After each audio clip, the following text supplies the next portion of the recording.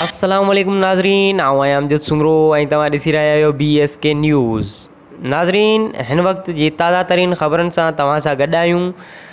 हाजीपुर मुलाक़ातियार बचाव बंद मज़बूत आहिनि, ख़तरे जी का बि ॻाल्हि न आहे। अहिड़ो इज़हार executive engineer पिंजाराज Amjad Memon मीरवा point camp ते सहाफ़ियनि सां ॻाल्हाईंदे कयो।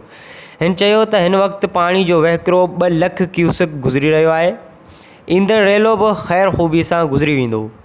2010 वारी माह बोर्ड में तारीख़ी रेलो ख़ैर ख़ूबी सां गुज़री वियो हो, जंहिंखां पोइ बंदनि जो कमु मज़बूती सां कयो वियो आहे।